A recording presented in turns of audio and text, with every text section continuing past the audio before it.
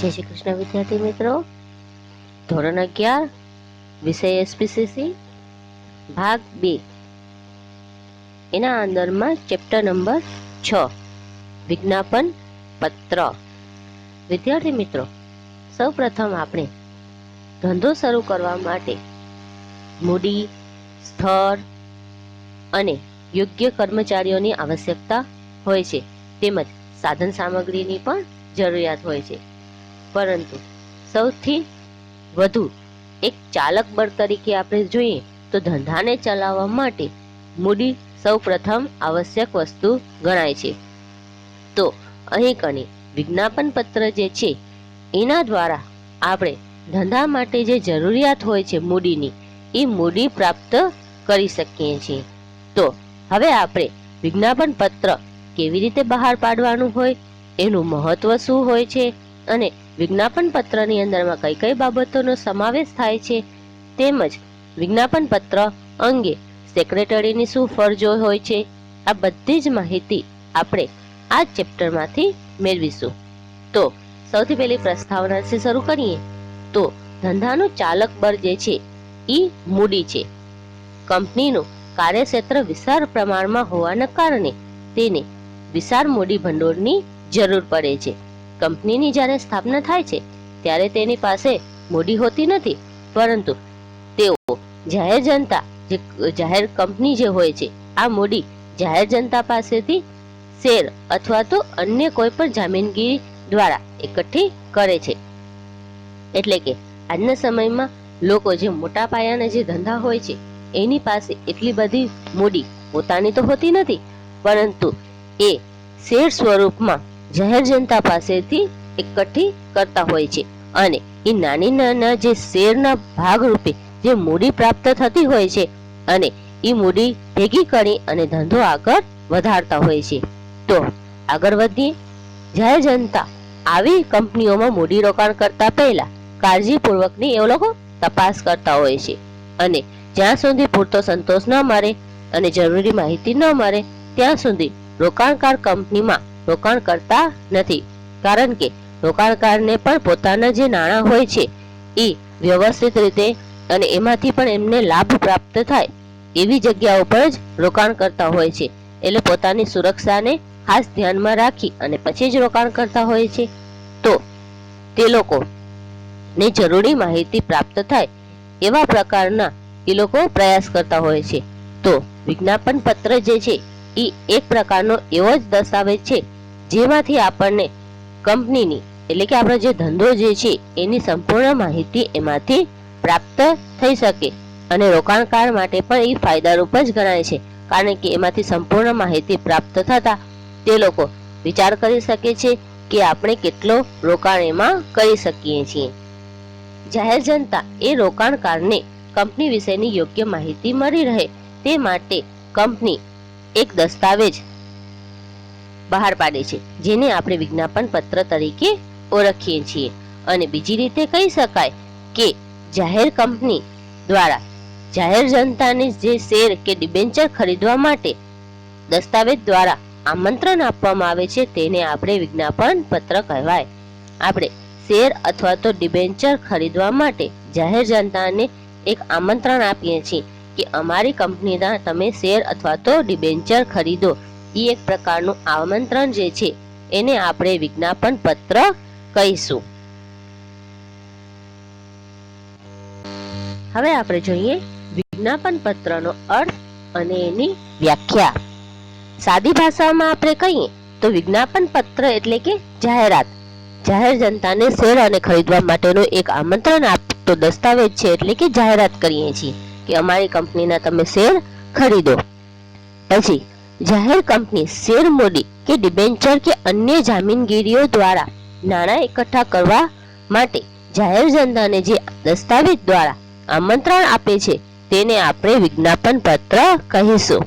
તો વિદ્યાર્થી મિત્રો, આ વ્યાખ્યા જે છે એ ખાસ યાદ રાખજો કે જાહેર જનતાને આમંત્રણ જે આપવામાં આવે છે એને આપણે વિજ્ઞાપન પત્ર કહીશું. હવે એની વ્યાખ્યા જોઈએ. કંપની દ્વારા જાહેર જનતાને તેના શેર કે ડિબેન્ચર કે અન્ય જામીનગીરીઓ ખરીદવાની દરખાસ્ત કરવા અંગે આમંત્રણ આપતો કોઈ પણ જે દસ્તાવેજ છે જે વિજ્ઞાપન પત્ર તરીકે રજૂ થયો હોય કે બહાર પાડ્યો હોય, જેમાં આપણે નોટિસ, પરિપત્ર, જાહેર જનતાને કે અન્ય પ્રકારના દસ્તાવેજનો સમાવેશ થતો હોય છે. એટલે કે શેર કે ડિબેન્ચરને આપણે જે ખરીદવાની દરખાસ્ત કરીએ છીએ અને આમંત્રણ આપતો જે દસ્તાવેજ છે એ આપણે વિજ્ઞાપન પત્ર દ્વારા રજૂ થતો હોય છે, જેના અંદરમાં નોટિસ, પરિપત્ર, જાહેરાત એવા બધા જ પ્રકારના દસ્તાવેજોનો એમાં સમાવેશ થતો હોય છે. હવે આપણે આગળ વધીએ. આમ જાહેર જનતાને કંપનીના શેર કે ડિબેન્ચરોની ખરીદી કરવા આકર્ષવા માટે કરીને કંપનીની સ્થાપના પછી કંપનીના સ્થાપકોએ બહાર પાડેલ વિજ્ઞાપન પત્રને જે આમંત્રણને આપણે વિજ્ઞાપન પત્ર તરીકે ઓળખીએ છીએ અને તેમાં રેડ હેરિંગ અને સેલ્ફ પ્રોસ્પેક્ટ નો પણ સમાવેશ થતો હોય છે. અને આ બધી બાબતો તમને 12માં મદદરૂપ થશે. હવે આપણે જે અર્થ અને વ્યાખ્યાઓ જોઈતી એના ઉપરથી આપણે લક્ષણો તારવી શકાય છે. તો અહીં કને 4 મુદ્દા આપેલા છે તમને, જે આપણે વિજ્ઞાપન પત્રના લક્ષણો ગણી શકીશું. તો આપણે સૌથી પહેલો લક્ષણ જોઈએ. વિજ્ઞાપન પત્ર એ કંપનીએ બહાર પાડેલ જાહેર દસ્તાવેજ છે. એટલે કે જાહેર જનતાને આમંત્રણ આપીએ છીએ એટલા માટે એ જાહેર દસ્તાવેજ ગણી શકાય. બીજા નંબરમાં આના દ્વારા જાહેર જનતાને જામીનગીરી ખરીદવા કે ભરણા માટે આમંત્રણ આપવામાં આવે છે. અને ત્રીજા નંબરનું છે વિજ્ઞાપન પત્ર નોટિસ, પરિપત્ર કે જાહેર ખબર સ્વરૂપનું હોય છે, કારણ કે એ જાહેર જનતા સુધી પહોંચાડવામાં આવે છે એટલા માટે એ જાહેર ખબર પણ કહી શકો, નોટિસ પણ કહી શકો અથવા તો એને પરિપત્ર પણ કહી શકાય. અને વિજ્ઞાપન પત્ર જે છે એ લેખિત હોવું જોઈએ, કારણ કે વિજ્ઞાપન પત્ર લેખિત હશે તો જ રોકાણકારને એ મદદરૂપ થઈ શકશે, કારણ કે લેખિત હશે રોકાણકાર એને વાંચી શકશે, સમજી શકશે અને એમાંથી યોગ્ય માહિતી મેળવી શકશે. એટલા માટે વિજ્ઞાપન પત્ર હંમેશા લેખિતમાં જ હોય છે. હવે આપણે આગળ વધીએ તો વિજ્ઞાપન પત્ર જે છે એ રોકાણ કરનાર જે વ્યક્તિઓ હોય છે એટલે કે જાહેર જનતા, એના માટેનો એક મહત્વનો દસ્તાવેજ તો છે જ. અને એના જ કારણે દસ્તાવેજના આધારે જ રોકાણકાર જે છે એ કંપનીમાં રોકાણ કરવાનો નિર્ણય લઈ શકે છે. એટલા માટે વિજ્ઞાપન પત્રની અંદરમાં હંમેશા જે માહિતી દર્શાવવામાં આવે છે એ માહિતી સાચી અને વાસ્તવિક હોવી આવશ્યક છે. અને કંપનીનો જાહેર જનતા સાથેનો વિશ્વસનીય જે વર્તાવ જે છે એના માટેનો પણ એક મહત્વનો દસ્તાવેજ ગણી શકાય. અને હવે આપણે વિજ્ઞાપન પત્રનું મહત્વ જોઈએ. તો અહીં કાને તમને મુદ્દાઓ આપેલા છે, તો એક પછી એક મુદ્દાઓ જોતા જઈએ. તો સૌથી પહેલો મુદ્દો આપણને દીધેલો છે કે વિજ્ઞાપન પત્રની અંદરમાં કંપનીનું નામ, શેર મૂડીનો પ્રકાર, કંપનીનું કાર્યક્ષેત્ર, ભાવિ યોજનાઓ અંગે વિગતો આપવામાં આવે છે. એટલે કે કંપની કયા નામે છે, એ કેવા પ્રકારની શેર મૂડીનો ઉપયોગ કરે છે, એનું કાર્યક્ષેત્ર શું છે અને જે નાણાં એકઠા કરવામાં આવે છે એટલે કે નાણાં જે ભેગા કરે છે તો ભાવિ યોજના એના માટેની શું છે એની વિગતવાર એમાં માહિતી આપવાની હોય છે. બીજા નંબરમાં જોઈએ તો કંપનીના મુખ્ય અધિકારીઓ અંગે માહિતી આપવામાં આવે છે કે કયા કયા અધિકારીઓ, મુખ્ય અધિકારીઓ ત્યાં કને છે. ત્રીજા નંબરમાં જોઈએ તો આ દસ્તાવેજ છે એ જાહેર જનતાને માહિતી આપવાનો હોય છે. તેમાં ખોટી રજૂઆત કે ગેરરસ્તે દોરનારી માહિતી ન આપવી જોઈએ, કારણ કે તેનાથી કંપની પર વિશ્વાસ રાખનારા રોકાણકારોનો વિશ્વાસઘાત થાય છે.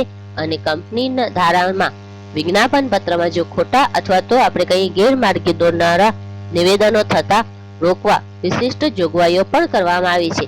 કારણ કે આવી જે વિજ્ઞાપન પત્રમાં ખોટી માહિતી અથવા તો વિશ્વાસઘાત જેવી માહિતી આપવામાં આવે તો કંપનીને એના પાછળ દંડ પણ થતો હોય છે. તો અહીં કને જે દસ્તાવેજ એટલે કે વિજ્ઞાપન પત્રમાં આપણે સાચી જ માહિતી નાખવાની હોય છે. ચોથા નંબરનું જોઈએ તો આવી ખોટી ગેરરસ્તે દોરનારી રજૂઆત કે માહિતી આપનાર અધિકારીઓ એના માટે જવાબદાર ઠરતા હોય છે અને એના ઉપર યોગ્ય કાનૂની કાર્યવાહી પણ થઈ શકે છે. પાંચમા નંબરમાં જોઈએ તો વિજ્ઞાપન પત્રમાં કંપનીની સાચી નાણાકીય પરિસ્થિતિની રજૂઆત રોકાણકારને વાસ્તવિકતાનો ખ્યાલ આપે છે. આપણે જે કંઈ પણ સાચી અને નાણાકીય જે પરિસ્થિતિ છે એ આપણે એના અંદરમાં રજૂઆત કરીએ જેથી આપણે રોકાણકારને આપણે પૂર્ણ અને વાસ્તવિક માહિતી આપી શકીએ. છઠ્ઠા નંબરનું કંપનીના પ્રોજેક્ટ અંગે સંભવિત જોખમો અંગે પણ રજૂઆત કરવાની હોય છે, કારણ કે હંમેશા જ્યારે પણ નવી શરૂઆત થતી હોય, નવા પ્રોજેક્ટ જ્યારે શરૂઆત થતી હોય, હંમેશા એના અંદરમાં સાથે સાથે જોખમો પણ હોતા હોય છે. હંમેશા દરેક કામમાં એક સંભવિત જોખમ તો હોય છે, તો એની પણ ખાસ રજૂઆત કરવાની હોય છે. પરિણામે રોકાણકાર યોગ્ય નિર્ણય લઈ શકે. તેથી જ કહેવાય છે કે વિજ્ઞાપન પત્ર એ અરીસા જેવો સ્વચ્છ અને સ્પષ્ટ તેમજ પાણી જેવો પારદર્શક હોવો જોઈએ, કારણ કે એમાંથી જ આપણે કંપનીનો પૂર્ણ માહિતી પ્રાપ્ત થાય છે. કંપની કેવા પ્રકારની છે, કંપનીનો કાર્યક્ષેત્ર શું છે, કંપનીની ભાવિ યોજનાઓ પણ શું છે, તેમજ તેમાં કયા કયા મુખ્ય અધિકારીઓ હોય છે, આ બધી જ માહિતી આપણને એમાંથી પ્રાપ્ત થતી હોય છે. તેથી વિજ્ઞાપન પત્ર એ સ્વચ્છ અરીસા જેવો હોવો જોઈએ તેમજ સ્પષ્ટ અને પારદર્શક પણ હોવો જોઈએ. હવે વિદ્યાર્થીઓ ખાસ યાદ રાખજો કે તમને પરીક્ષાની અંદરમાં એવો પ્રશ્ન પૂછી શકે છે કે વિજ્ઞાપન પત્ર એ અરીસા જેવો સ્વચ્છ અને સ્પષ્ટ તેમજ પાણી જેવો પારદર્શક હોવો જોઈએ. આ વાક્યને સમજાવો તો તમને આખું મહત્વ એના અંદરમાં લખવાનું રહેશે. તો માત્ર આ પ્રશ્નનો ઉત્તર તમને આખો મહત્વ અને લક્ષણો પરથી પ્રાપ્ત થઈ શકે છે.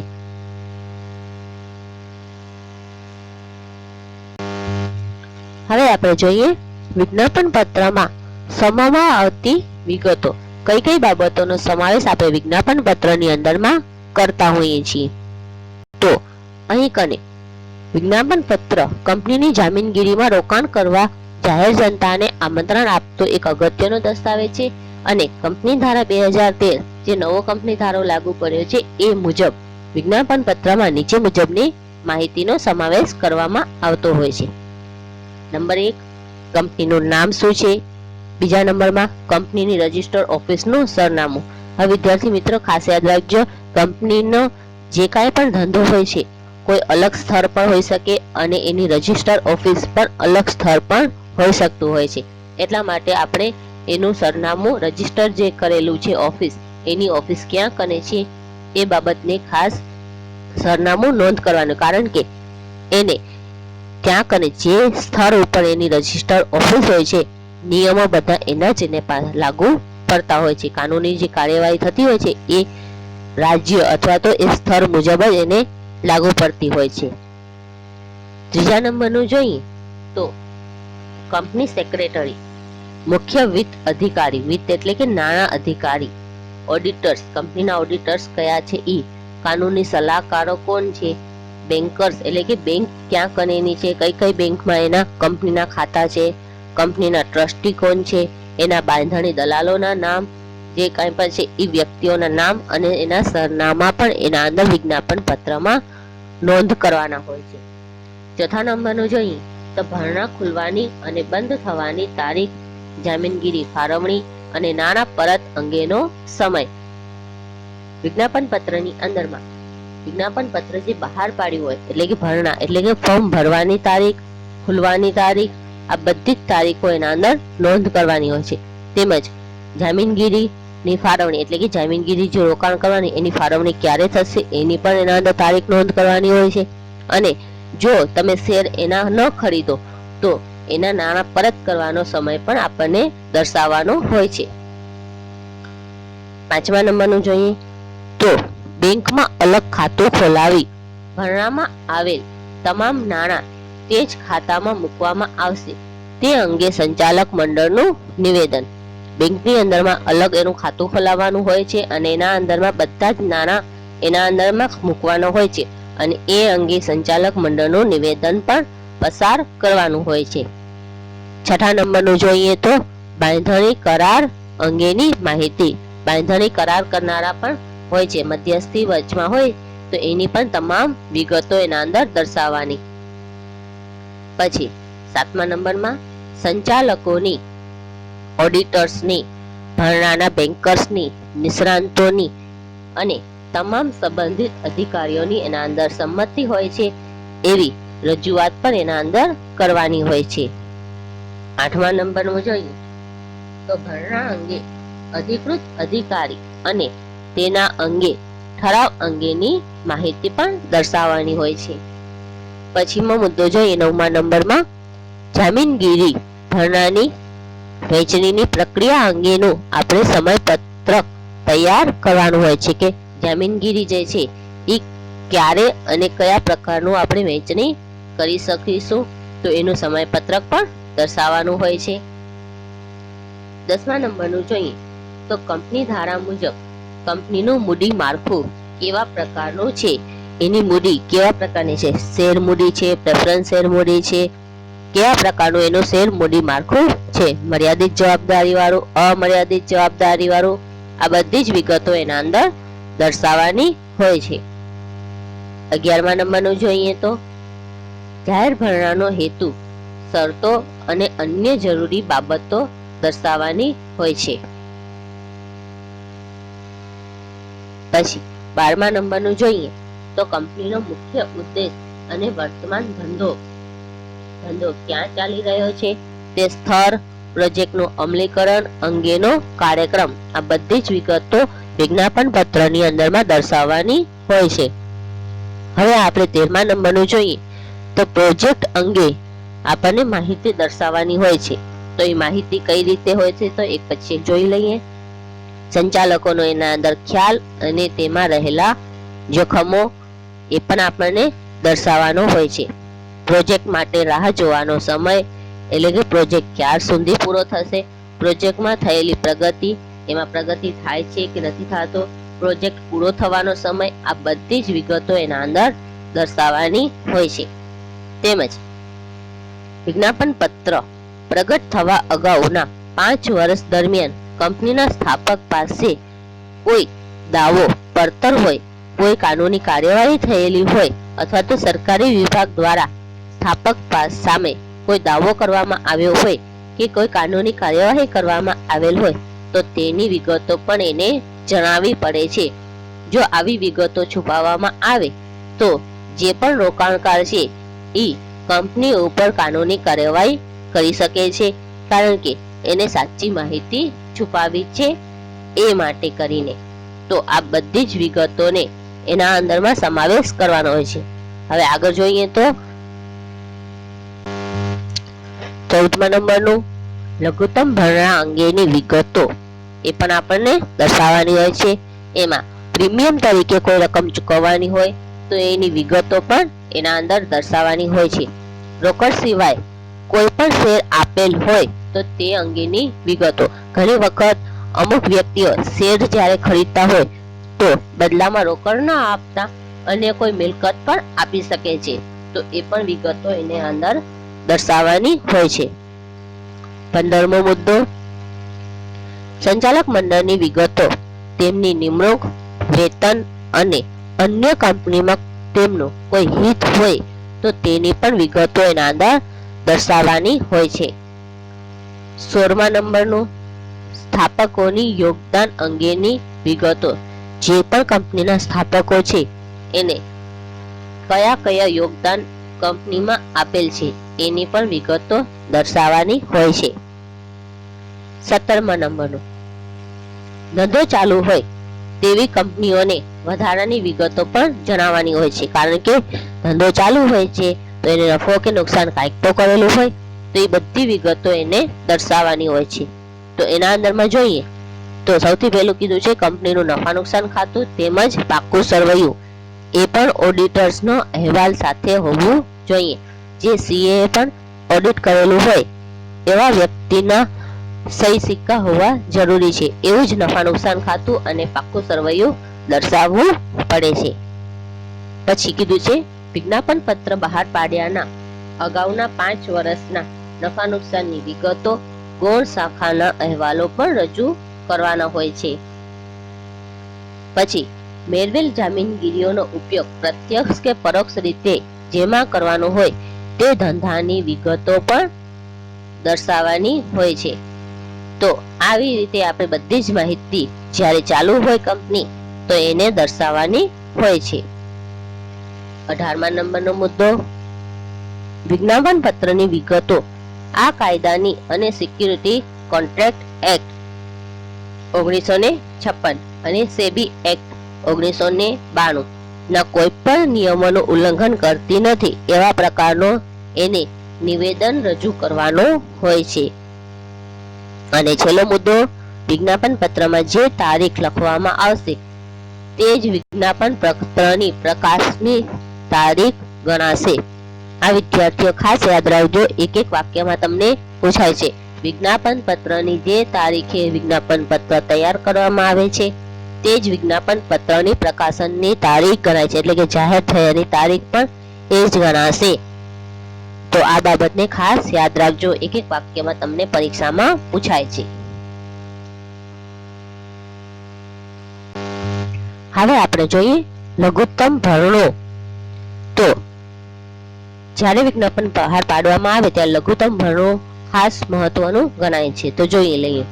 કંપની પોતાની યોજના મુજબ વ્યવસ્થિત ધંધો શરૂ કરી શકે તે માટે ઓછામાં ઓછી રકમના શેર જાહેર જનતા દ્વારા ખરીદીને લઘુત્તમ ભરણો કહેવામાં આવે છે, કે જેટલા નાણાંની એને જરૂરિયાત હોય એ જાહેર જનતા પાસેથી જે એકઠા કરતા હોય છે એને દ્વારા વ્યવસ્થિત ધંધો શરૂ કરી શકે એને કહેવામાં આવશે લઘુત્તમ ભરણો. કંપની ધારામાં લઘુત્તમ ભરણાની રકમ કેટલી હોવી જોઈએ તે અંગે કોઈ ઉલ્લેખ નથી, અને લઘુત્તમ ભરણાની રકમ કંપનીના સંચાલકો અને અન્ય નિષ્ણાતો ભેગા મળી અને નક્કી કરતા હોય છે. અને વિજ્ઞાપન પત્રમાં જણાવેલ લઘુત્તમ ભરણું ન મળે તો કંપની દ્વારા શેર ફાળવણી કરી શકાતી નથી. એટલે કે વિદ્યાર્થી મિત્રો, અહીં કને માની લો કે ધંધો ચાલુ છે અને ધંધાને વધારવા માટે 5 લાખની આપણને રૂપિયાની જરૂરિયાત છે.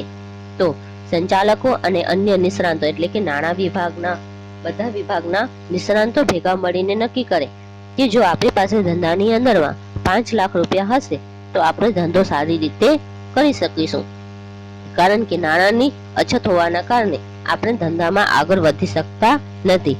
તો વિજ્ઞાપન પત્ર દ્વારા બહાર પાડી અને જાહેર જનતા પાસેથી એ નાણાં એકઠા કરવામાં આવે છે, અને જાહેર જનતા પાસેથી જે નાણાં એકઠા કરવામાં આવે છે તો એના અંદરમાં આપણે 5 લાખ સુધીની અરજીઓ પ્રાપ્ત થવી જોઈએ, કે આપણને 5 લાખ નાણાં પ્રાપ્ત થાય એટલી અરજીઓ આપણને મળે તો જ આપણે શેરની ફાળવણી કરી શકીએ. જો ઓછા નાણાં મળે એટલે કે 2 લાખ કે 3 લાખ જ રૂપિયાના શેર અરજીઓ આવી હોય તો આપણે એને લઘુત્તમ ભરણો બહાર પાડી શકતા નથી.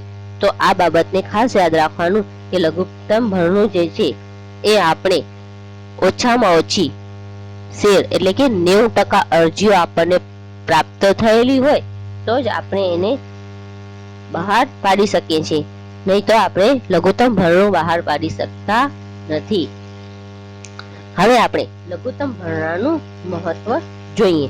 તો રોકાણકારોના હિતનું રક્ષણ કરવા માટે કંપનીમાં લઘુત્તમ ભરણાની જે જોગવાઈ દીધેલી હોય એ જે કરવામાં આવી હોય છે એ લઘુત્તમ ભરણાની રકમ મળી હોય તો જ શેર કે અન્ય જામીનગીરીઓની વહેંચણી કરી શકાય છે, નહીં તો લઘુત્તમ ભરણા એટલે કે ઓછામાં ઓછા 90% રકમ ન મળી હોય તો વિજ્ઞાપન પત્રમાં જે આપણે બહાર પાડેલા હોય છે શેર એની વહેંચણી આપણે કરી શકતા નથી. કેટલાક અપ્રમાણિત કે બિન અનુભવી સંચાલકો જે છે એ કંપનીની સ્થાપના અપૂરતી મૂડીથી કરતા હોય છે, જેના કારણે ધંધો વ્યવસ્થિત ચલાવી શકાય નહીં, અને તેમાં રોકાણકાર જે હોય છે એટલે કે જે નાણાં રોકનાર જે છે એ જાહેર જનતાને રોકાણકારોને રોકેલા નાણાં ગુમાવવા પડતા હોય છે, કારણ કે એના અંદરમાં અનુભવનો કમી હોય અથવા તો અપ્રમાણિક વ્યક્તિઓ જે ધંધો ચલાવતા હોય છે એના લીધે રોકેલા નાણાં જે છે એ નુકસાન થતા હોય છે. આથી લઘુત્તમ ભરણાની જોગવાઈ કાયદામાં ફરજિયાત કરવામાં આવી છે કે ઓછામાં ઓછા 90% અરજીઓ એને પ્રાપ્ત થવી જરૂરી છે, તો જ એ શેરની વહેંચણી કરી શકે છે. કંપની ધારા 2013 મુજબ વિજ્ઞાપન પત્ર બહાર પાડવાની તારીખથી 30 દિવસમાં લઘુત્તમ ભરણાની રકમ ન મળે તો સેબીના જણાવેલ મુજબ એટલે security exchange board of India દ્વારા જે કાંઈ પણ માહિતી જણાવેલ હોય તો એ સમયગાળા દરમિયાન ન મળે તો રકમ સેબીને આપેલ નિર્દેશ પ્રમાણે એને પરત કરવાની હોય છે. જો 90% રકમ આપણને પ્રાપ્ત ન થતી હોય તો જેટલી પણ રકમ પ્રાપ્ત થયેલ હોય છે એ બધી જ રકમ જે પણ અરજદાર હોય છે એ લોકોને પરત કરવાની હોય છે. જો આ નિયમોનું ઉલ્લંઘન કરવામાં આવે તો જવાબદાર અધિકારીઓ દંડને પાત્ર પણ બને છે. અને જ્યારે શેર ફાળવણી કરવામાં આવે ત્યારે કંપની રજિસ્ટ્રાર પાસે આની નોંધણી કરાવવી પણ પડે છે, કારણ કે નવા જે શેર હોલ્ડરોનો સમાવેશ થાય છે તો શેર હોલ્ડરોની સંખ્યા જે વધે છે એ પણ એને જણાવવાની હોય છે.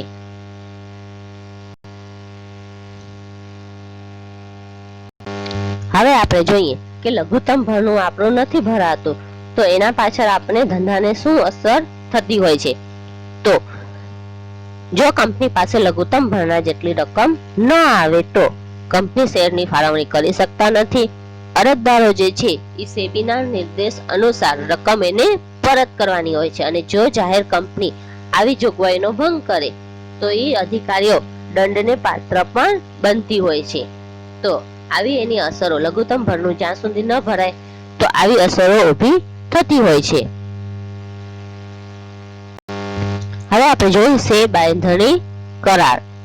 જાહેર કંપની જાહેર જનતાને શેર કે ડિબેન્ચર ખરીદવા માટે જે આમંત્રણ આપે છે ત્યારે નવી સ્થાપાયેલી કંપની જો લઘુત્તમ ભરણાની રકમ ન મેળવી શકે તો કંપનીની પ્રતિષ્ઠા જોખમાય છે, કારણ કે જે નાણાંની જરૂરિયાત છે એ નાણાં જાહેર જનતા પાસેથી જે પ્રાપ્ત ન કરી શકતા હોય તો એની જે પ્રતિષ્ઠા છે એ કંપનીમાં એટલે કે બજારમાં એટલી થયેલ નથી, તો એને જોખમ પણ થતો હોય છે. ઉપરાંત ભાવિ સફળતાની શક્યતાઓ પણ અવરોધાય છે, એટલે કે ભવિષ્યમાં એને સફળતા મળશે એ પણ નિશ્ચિત કરી શકાતું નથી. તો શેર બજારમાં કંપની અંગે નકારાત્મક પરિસ્થિતિ ઊભી થતી હોય છે. તો બજારની અંદરમાં કંપની જે અંગે આપણે જે માહિતી જે છે એ નકારાત્મક સ્વરૂપની ઊભી થતી હોય છે. તો આ જોખમને નિવારવા માટે કંપની સ્થાપાયેલી કંપનીઓ જે હોય છે એ દલાલો અથવા તો મધ્યસ્થી સાથે બાંધણી કરાર કરતી હોય છે કે તમે આટલા મારા શેર વેચી આપો, તો બદલામાં એ લોકો કમિશન મેળવતા હોય છે. જેમાં આવા દલાલો કંપનીને ખાતરી આપે છે કે જો લઘુત્તમ ભરણા જેટલી અરજીઓ નહીં આવે તો કરાર કરનારા દલાલો બાકીની ખૂટતી જેટલી પણ રકમની જામીનગીરી હશે એ ખરીદી લેશે. તો આવા પ્રકારની શેર બાંધણીના કરાર થતો હોય છે.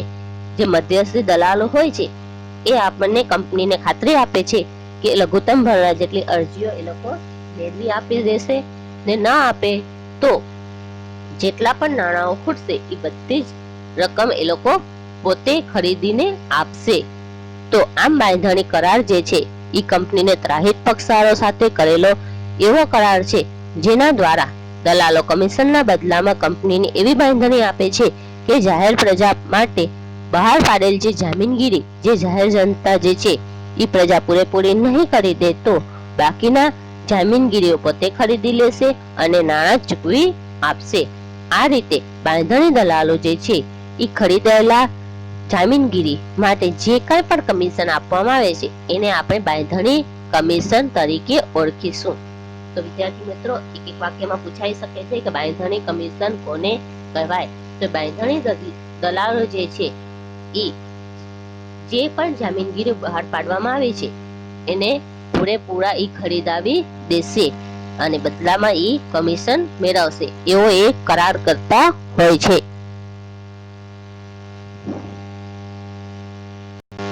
હવે આપણે જોઈએ કે બાંધણી કરારના ફાયદા. તો પહેલો ફાયદો છે બાંધણી કરારો કરવાના કારણે જે કાંઈ પણ કંપનીના સ્થાપકો છે એને નાણાં મેળવવા માટે અનિશ્ચિતતા રહેતી નથી, નિશ્ચિત જ થઈ જાય છે. કારણ કે જો જાહેર જનતા પાસેથી નાણાં પ્રાપ્ત નહીં થઈ શકે તો બાંધણી કરાર કરનાર જે દલાલ હોય છે એ બધા નાણાં આપશે.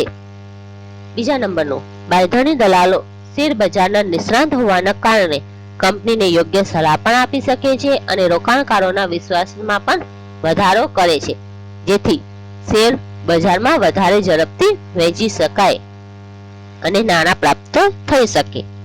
બાંધણી દલાલો જવાબદારી લેતા પહેલા કંપનીની સ્થિતિ અને ભાવિ વિશે યોગ્ય તપાસ કરે છે અને પછી જ બાંધણીના કરારો કરતા હોય છે. તેથી નાણાં રોકાણકારો જે હોય છે તેમની નાણાંની સલામતી અંગે વિશ્વાસ વધતો જાય છે અને કામ પણ ઝડપથી થતું જાય છે. ચોથા નંબરનું જોઈએ તો બાંધણી દલાલોની પ્રતિષ્ઠાનો લાભ પણ કંપનીને મળે છે અને પ્રતિષ્ઠિત બાંધણી દલાલોના નામના કારણે રોકાણકારો કંપનીમાં રોકાણ કરવા આકર્ષાય છે અને જેથી ધંધાને પણ ફાયદો થતો હોય છે અને બાંધણી દલાલોની પ્રતિષ્ઠાને પણ લાભ પ્રાપ્ત થતો હોય છે. તો આવી રીતે શેર બાંધણી કરાર દ્વારા જાહેર જનતાને પાસેથી શેર અને ડિબેન્ચર ખરીદવા જે આમંત્રણ આપવામાં હોય છે અને જેથી કંપનીના જે કંઈ પણ સ્થાપકો હોય છે એ નિશ્ચિત થઈ જાય છે કે એમને અરજીના નાણાં પૂરેપૂરા પ્રાપ્ત થશે. તો વિદ્યાર્થી મિત્રો, આ પાઠનો અહીં કને પૂર્ણ થાય છે. હજી એક વખત પાઠનું વાંચન કરજો અને વધારે માહિતી પ્રાપ્ત કરજો.